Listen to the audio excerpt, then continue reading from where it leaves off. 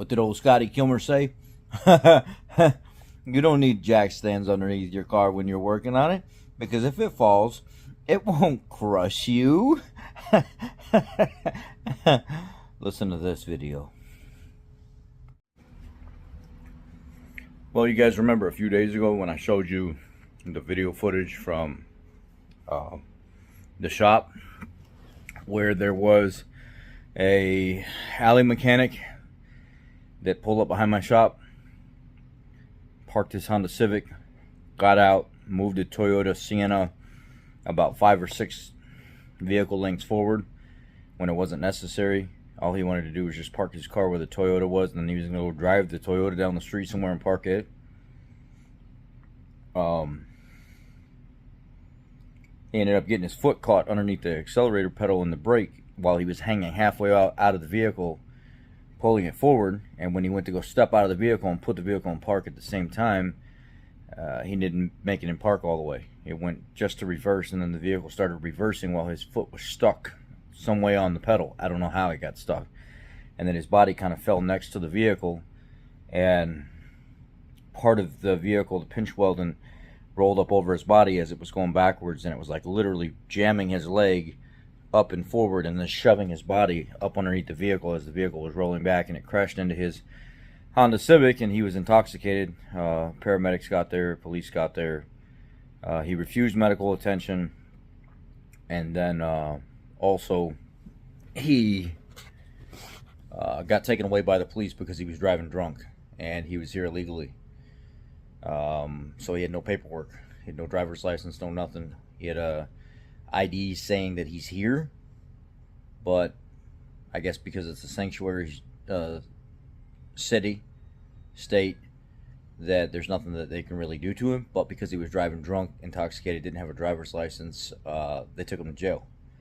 Once they booked him and stuff like that, they released him to the hospital, and then 2 days later he passed away.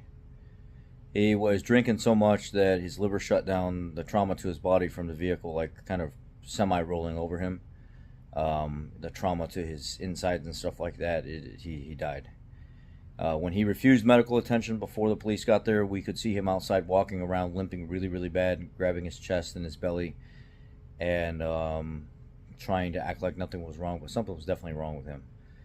And he was trying to hide it from the police as well when they came and arrested him. Yeah, he passed away. Well, the neighbor that he typically does work for found out from the police that his liver shut down, his organs inside and stuff started shutting down, and the doctor just drank himself to death to the point where his organs and stuff weren't really functioning very well. And then that trauma with the vehicle kind of running him over on top of it, that was it. It was just a matter of time before he was done. All the swelling inside and probably some internal bleeding. But he refused medical attention. If you're going to work on your vehicles, you need to be able to do it safely, in a controlled manner, knowing what you're doing. And I don't want to take anything away from alley mechanics, but honestly, I'd never take a vehicle to an alley mechanic. There's a difference between a mobile tech or a guy that you know he's just your backyard guy, that is really good with his hands and stuff and can take stuff apart accordingly and put it back together. But just some alley mechanic that does whatever it takes to just get the job done, whether it's taking beer or food or whatever it is, and living, never had any kind of formal training and just botches everything up. I wouldn't do it. And this is the type of stuff that happens, and the alley mechanics that are around me where my shop is at, you can see them lined up all up and down the road. A vehicle will be sitting there for 2 or 3 weeks before they'll get it fixed. 99.9% of them have no clue what the heck they're doing. Not a single clue. And people are just looking to save a buck. And a lot of times these guys do more damage than they do good. So I'd never take my vehicle to one of these just random alley mechanics that I've never had any business with before. At least a mobile guy, a backyard guy that has some kind of reputable business going on, garage at his home that he's really, really good. He's been somewhat trained or knows some kind of, ins and outs of what it takes with vehicles, but just some random alley mechanic that's just drunk all the time and just doesn't know his ass from a hole in the ground or something like that. Just shoving cans of Freon and stuff without figuring out what, how, and why, and what pressures. Like this guy.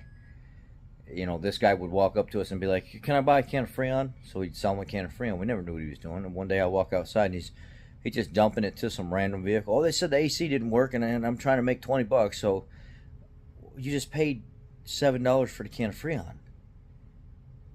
Oh yeah, but at least this will go get me a couple beers and stuff like that. And I already got the little tool screw to the side. I just shove it in there. If AC works, it works. Give me a couple beers, I'll be all right.